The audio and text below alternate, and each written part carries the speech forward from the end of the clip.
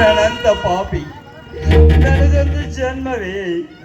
ನಾಡಿಗೆ ನಾಡೇ ಅನ್ನ ವೀರಭದ್ರನ್ನ ಎಂದು ಸಾರಿ ಸಾರಿ ಕರೆಯುತ್ತಿರುವಾಗ ಅಣ್ಣ ತಮ್ಮಂದಿರೆಂಬ ಮಧುರ ಬಾಂಧವ್ಯವನ್ನೇ ಕಳೆದುಕೊಂಡು ಬಿಟ್ಟನಲ್ಲ. ನಾನು ಏನು ಮಾಡಲಿ? ಯಾರಿಗಾಗಿ ಬದುಕಲಿ? ಯಾರಿಗೋಸ್ಕರ ಬದುಕಲಿ? ನಾನು ಬದುಕಿದ್ದರೂ ಆ ಬದುಕಿಗೆ ಅರ್ಥವಿದೆಯೇ?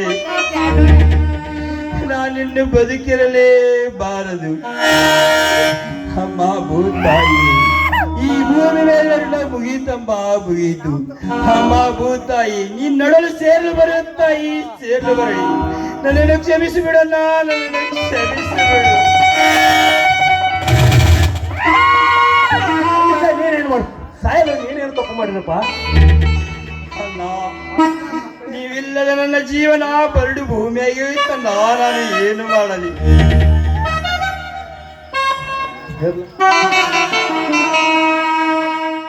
ಸತೀಶ, ನೀನು ಎಷ್ಟಾದರೂ ನನ್ನ ತಮ್ಮ. ನೀನು ಬಿಟ್ಟು ನಾನು ಬದುಕಲು ಸಾಧ್ಯವಿಲ್ಲಪ್ಪ, ಸಾಧ್ಯವಿಲ್ಲ. ಅಣ್ಣ ಅಣ್ಣ, ನಾನು ನಿಮಗೆ ಮಾಡಿದ ಅನ್ಯಾಯ ಬೇರೆ ಯಾರಿಗಾದರೂ ಮಾಡಿದ್ದರೆ ನಿನ್ನ ಜಾಗದಲ್ಲಿ ಯಾರೇ ಇದ್ದಿದ್ದರೂ ನನ್ನನ್ನು ಕ್ಷಮಿಸುತ್ತಿರಲಿಲ್ಲ. ನನ್ನನ್ನು ಕ್ಷಮಿಸುತ್ತಿರಲಿಲ್ಲ. ಅಣ್ಣ, ಅಂದು ನೀನಾಡಿದ ಮಾತು ನಮ್ಮ ತಮ್ಮಂದಿರು ಎರಡು ಕಣ್ಣುಗಳೆಂದಿದ್ದೆ. ಆದರೆ ಅದೃಷ್ಟರ ಮೋಸದ ಸಂಚಿನಿಂದ ನೀನು ಕಣ್ಣು ಕಳೆದುಕೊಂಡು ಅಸಹಾಯಕನಾಗಿ ನಿಂತಾಗ ಯಾವ ಕನಿಕರವೇ ಇಲ್ಲದೆ ನೀವು ಮನೆ ಬಿಟ್ಟು ಹೊರೆ ನಡೆದಾಗ ಹೆಂಡತಿಯ ಮಾತು ಕೇಳಿಕೊಂಡು ನಾನು ಸುಮ್ನಾಗಿ ಬಿಟ್ಟು ನಾನು ಸುಮ್ನಾಗಿ ಬಿಟ್ಟೆ. ನನ್ನಂತ ಪಾಪಿ. ಅಣ್ಣ, ನಾನು ನಿನ್ನ ಹೊಟ್ಟೆಯಲ್ಲಿ ಹುಟ್ಟಿದ ಮಗನನ್ನು ತೀರು. ನನ್ನನ್ನು ಕ್ಷಮಿಸಿಬಿಡಣ್ಣ, ನನ್ನನ್ನು ಕ್ಷಮಿಸಿ.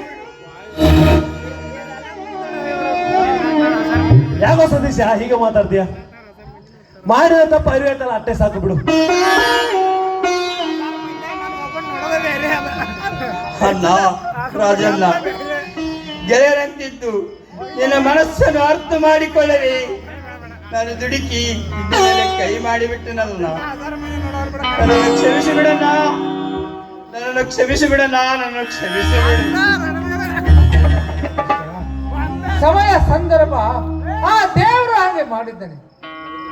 ಮತ್ತಿಗೆ ತಾಯಿಗಿಂತಲೂ ಹೆಚ್ಚಾಗಿ ಕೈ ತುತ್ತುಣಿಸಿ ಬೆಳೆಸಿದೆ. ನೀನು ಅಂಗಲಾಚಿ ಬೇಡಿಕೊಂಡರೂ ನಾನು ಕಂಡು ಕಾಣದಂತೆ ಮರ್ಯಾದೆ ಅತ್ತಿಗೆ ನಾನು ಮರ್ಯಾದೆನಲ್ಲ. ನನ್ನನ್ನು ಕ್ಷಮಿಸಿಬಿಡು ಅತ್ತಿಗೆ, ನನ್ನನ್ನು ಕ್ಷಮಿಸಿಬಿಡು. ಹೋಗ್ಲಿ ಬಿಡಪ್ಪ, ಆಗಿದ್ದೆಲ್ಲ ಒಂದು ಕೆಟ್ಟ ಘಟನೆ ಅಂತ ಇಲ್ಲಿಗೆ ಮರೆತುಬಿಡೋಣ. ಆದ್ರೆ ಒಡೆದು ಹೋದ ಈ ನಮ್ಮ ಸಂಸಾರವನ್ನು ಒಂದುಗೂಡಿಸಿದಕ್ಕೆ ಆ ಗುಪ್ತಮ ಟಿವಿಯಲ್ಲಿ ನಾವು ಪ್ರಾರ್ಥಿಸೋಣ.